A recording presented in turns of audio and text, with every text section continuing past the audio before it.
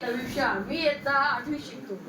माझ्या शाळेचे नाव जिल्हा परिषद उच्च प्राथमिक शाळा सटाणा केंद्र करमाड, तालुका जिल्हा छत्रपती संभाजीनगर. मित्रांनो, आज मी तुमच्यासमोर एक विषय घेऊन आलेलो आहे. क्वांटम युगाची सुरुवात, शक्यता आणि आव्हाने. मित्रांनो, सर्वात प्रथम आपण जाणून घेणार आहोत की क्वांटम म्हणजे काय.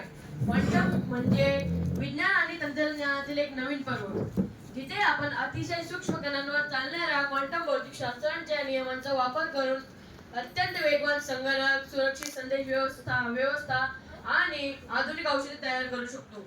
मित्रांनो, क्वांटम भौतिकशास्त्र हे एक अशा अतिसूक्ष्म कणांवर काम करते जसे की इलेक्ट्रॉन आणि फोटॉन. हे कण खूप विचित्रपणे वागतात, पण शास्त्रज्ञ यांचा उपयोग आता प्रत्यक्ष जीवनात करत आहेत. मित्रांनो, क्वांटम युगामध्ये काही शक्यता आहेत. त्या शक्यता: क्वांटम संगणक, क्वांटम कम्प्युटर्स आजच्या संगणकापेक्षा हजारो पट वेगवान, मोठ्या समस्या काही सेकंदात सोडवू शकतात. क्वांटम संवाद, क्वांटम कम्युनिकेशन अतिशय सुरक्षित मेसेजिंग, क्वांटम एन्क्रिप्शनचा वापर करून कोणताही हॅकर संदेश चोरू शकत नाही. क्वांटम औषध निर्मिती, क्वांटम मेडिसिन नवीन औषधे लवकर आणि अचूक बनवता येतील.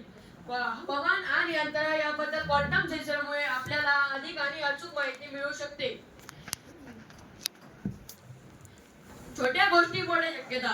डिसेंबर 2023 मध्ये झालेल्या कम्प्युटिंग परिषदेत IBM ने हिरवं चित्रात दाखवलेले आतापर्यंतचे त्यांचे सर्वात शक्तिशाली क्वांटम प्रोसेसिंग चिप सादर करण्यात आले. हे चिप क्वांटम कम्प्युटिंग मध्ये त्रुटी कमी करण्यासाठी खास तयार करण्यात आले.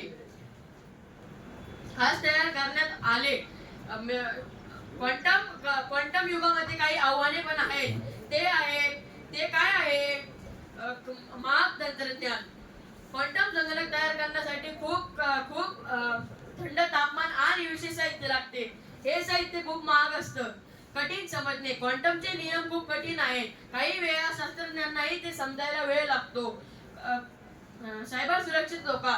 क्वांटम संगणक त्याचे इंटरनेट कनेक्शनला तोडू शकतो. यासाठी नवीन उपाय शोधावे लागतील. कुशल लोकांची कमतरता. आपल्यामध्ये काही लोक क्वांटम विज्ञानाला समजतात, पण यासाठी आपल्याला विज्ञान समजतात. आपल्याला अशा लोकांची गरज आहे. मित्रांनो, या गोष्टीवरून आपल्याला हे कळते की क्वांटम युगाची सुरुवात झालेली आहे. हे युग आपले जग बदलू शकतो, पण यासाठी आपल्याला आव्हानांचाही सामना करावा लागेल. मित्रांनो, आपण विज्ञान शिकून जिज्ञासू राहून मेहनत करून या प्रवासाचा भाग होऊ शकतो. कदाचित उद्या आपल्यापैकीच कोणीतरी एक क्वांटम संगणक तयार करेल. धन्यवाद.